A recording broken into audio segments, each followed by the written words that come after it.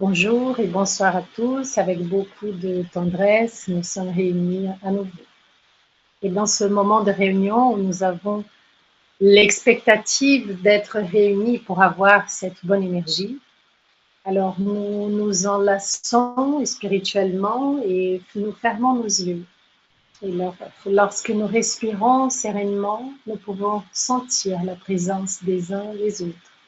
Et nous sentons cette présence lorsque nous nous regardons les uns les autres, que nous écoutons la musique.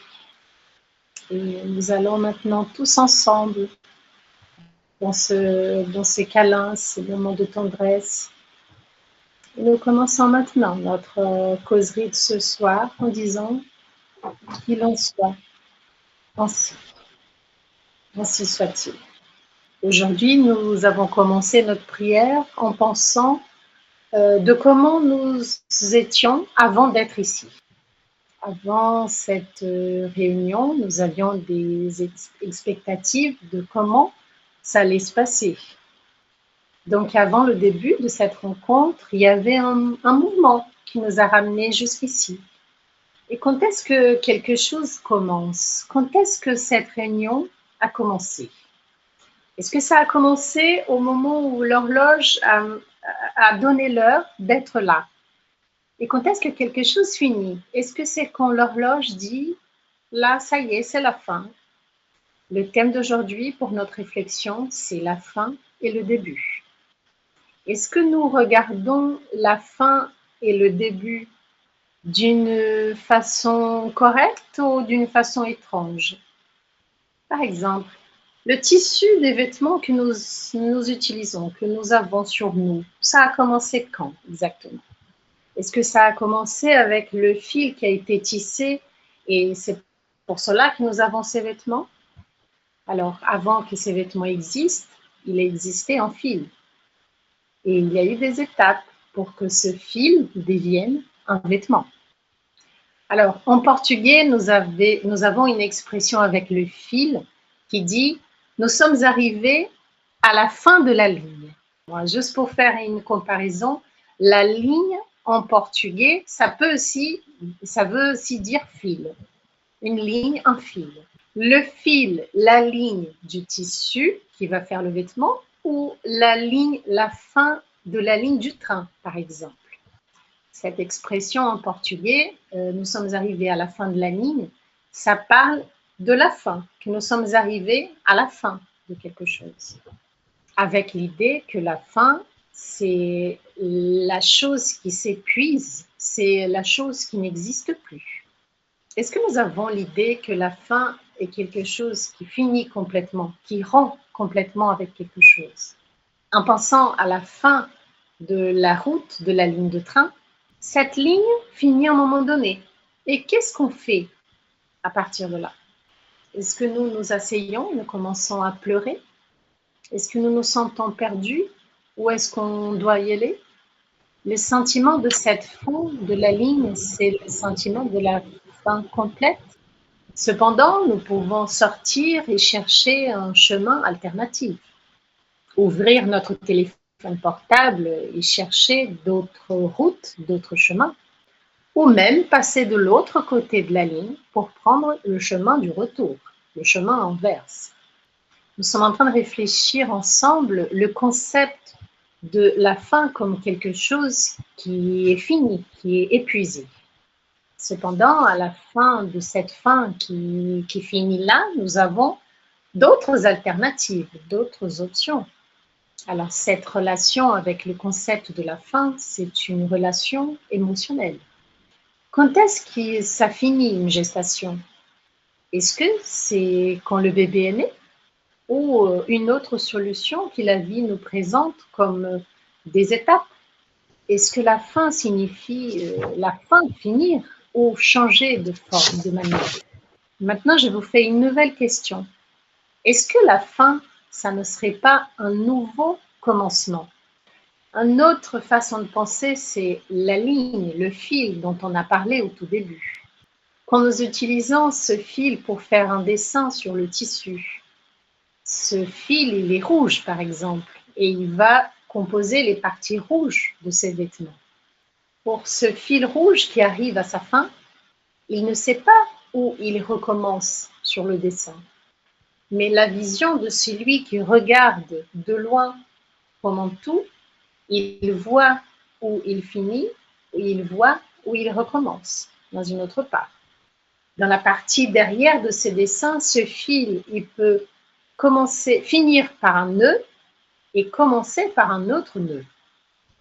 Pourtant, la fin que nous regardons de quelque chose qui finit peut être regardée comme quelque chose de nouveau. Par exemple, le fil rouge qui finit, il peut être le début du fil jaune qui commence.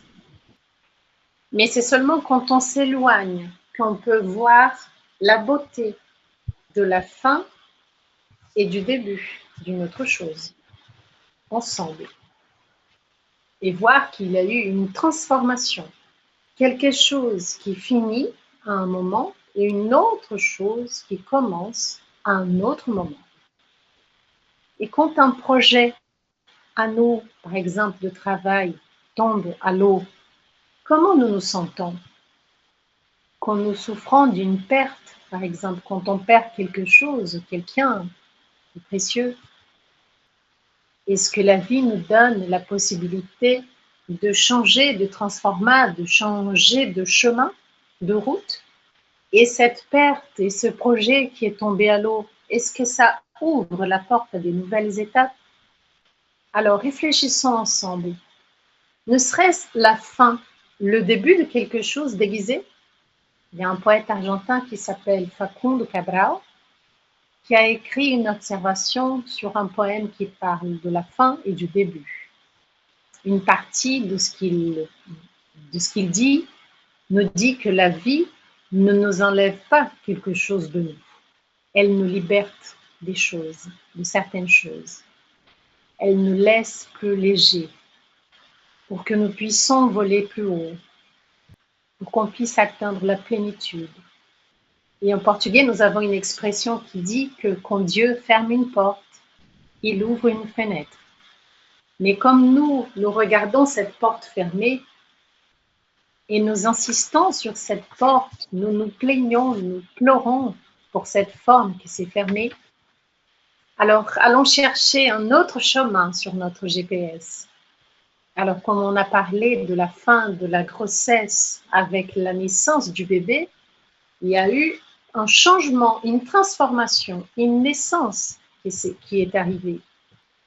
Alors si la fin est le début déguisé, alors la vie est faite de transformation. Et qu'est-ce que nous faisons avec ce mouvement de transiter, de changer entre la fin et le début? Il y a une histoire anglaise qui s'appelle Alice au pays des merveilles. Alice tombe dans un grand trou et reste sans perspective. C'est la fin de la ligne. Après un certain temps, elle s'aperçoit qu'elle est petite et que tout le reste est tellement grand et qu'il y a une porte de sortie. Mais la clé est sur une table très haute. Et en pensant sur cette histoire d'Alice, il n'y a pas une fin, il n'y a pas une porte fermée. Elle voit un morceau de gâteau. Et il est écrit sur ce gâteau, « Mange-moi ».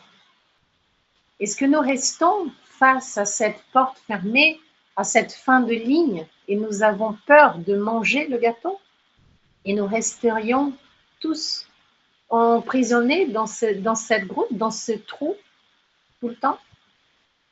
Le mouvement de transformation d'Alice, c'est qu'en mangeant ce gâteau, elle grandisse et qu'elle reste grande dans cet endroit. Nous pouvons penser à cela, faire une analogie comme un mouvement pour que nous puissions grandir. Laisser les choses d'enfant, comme a dit l'apôtre Paul, et voir le monde d'une perspective plus grande. Et Alice prend la clé et elle trouve une petite potion où il est marqué « Bois-moi ». Et dans ce moment, il n'a pas de place pour la peur. Et elle fait le mouvement. Elle boit la potion. Et lorsqu'elle diminue, lorsqu'elle devient toute petite, elle est à la taille parfaite pour rentrer dans le trou et sortir. Et comme elle a grandi et qu'elle a pris la clé, elle-même, elle ouvre la porte. C'est une histoire d'enfant, mais elle nous parle à nous aussi des adultes. Elle nous parle à nos enfants intérieurs. Et la fin de la ligne pour Alice, qui est tombée dans le trou, c'est le début d'Alice au pays des merveilles.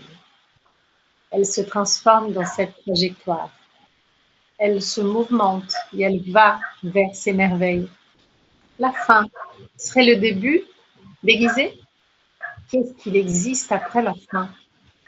Nous laissons cette question et inspirons-nous sur l'histoire d'Alice. Quelle merveille a au-delà de la porte?